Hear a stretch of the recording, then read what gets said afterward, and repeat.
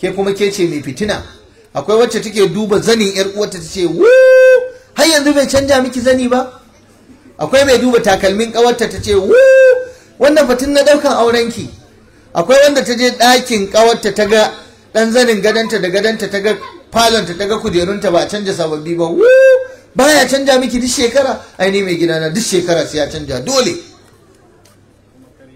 Ana gama sallar layya sai an canja mun gado, sai an canja mun kujeru, sai an canja mun kaza. Akwai wanda tayil din ɗakin ma sai ta sa an bare shi an sa sabo. Na'am, mijinki yana da hali yayi, Allah masa albarka. Ita waccar Fabiba mijinta bai da hali, dudufa. Mijinta talaka ne, kandafa. Mijinta lebura ne, yalwafa. Mijinta dan kwadago ne, Fatima fa. Mijinta malamin makaranta ne, Hiyaratu fa. Mijinta gadi yake yi. Kulufa wallahi mijinta a tasha yake. Ba da ke nake ba fa. Ai ku mutanen Nijar ba ku da kande, ba ku da kulu, ba ku da hiyaratu, ba ku da waye. Wannan duk matan Najeriya ne. To ba da ku nake ba. Abinda nake so na kai ki gare shi. Wata mijinta yana da babban gida, yana da hali. Allah ne ya kaddara ya kai ta wurin.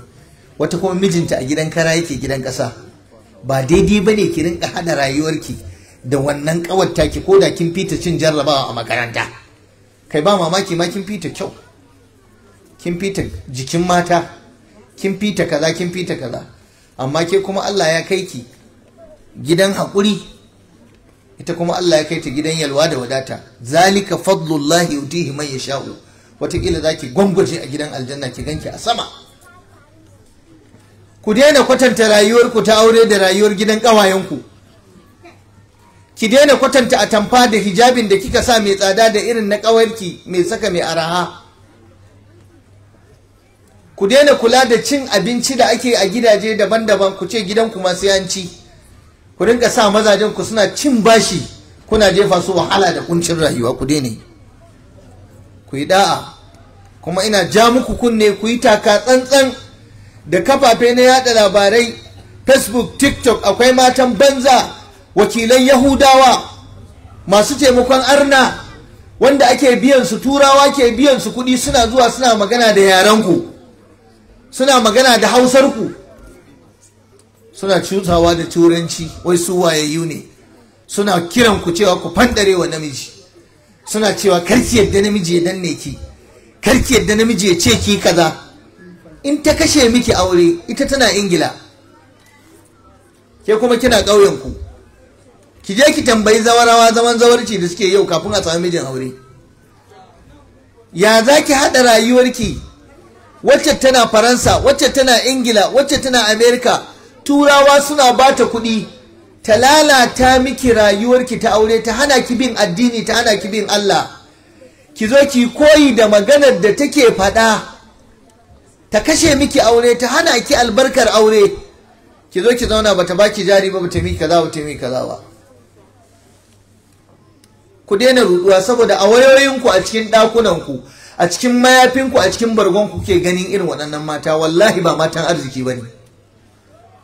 Duk abin da malaman addinin musulunci suka yi bayani da zai inganta rayuwarku ta aure, mu a matsayinmu na musulmi, waɗannan tsinannun mata marasa albarka, tambatsatsu, wanda Allah ya kwashe wa alheri, suna nan ba su da aiki illa su zuga mata su zo suna fandarewa aure, suna fandarewa gida, suna fandarewa dokar Allah, su ƙaryata Qur'ani, su ƙaryata hadisi, su dora ku akan keken bera, su dora ku akan gaibu, su kai ku su baro.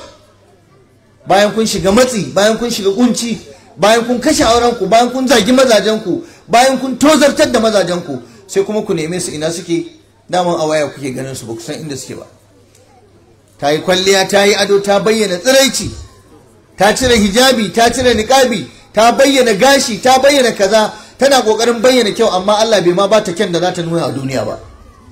Ga ta nan kamar an tofar da yawu, ba ta da kyan gani, ba ta da albarka, amma ta kware wajen saba wa Allah da ziga mata na kware da suke zaman aure.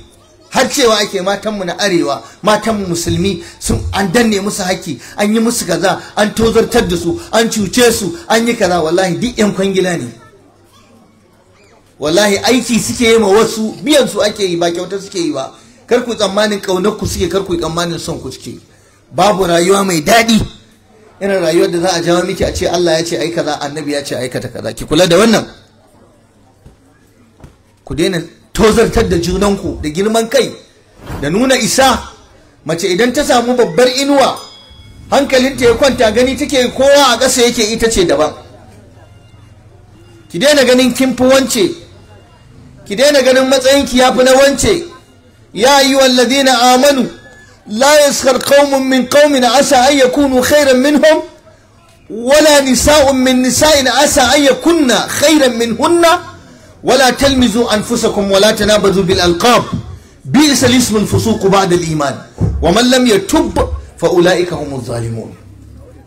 Allah ya ce masu imani kada wasu mutane daga cikin ku su rinka izgilanci wa wasu, saboda Allah ya miki rufin asiri, kina aikin gwamnati, kina samun albashi, kin auri miji mai hali, dan siyasa ko dan kasuwa ko basarake ko mai arziki ko mai kaza, ki rinka tafiya kina kumbura ke kadai kamar zaki fashe.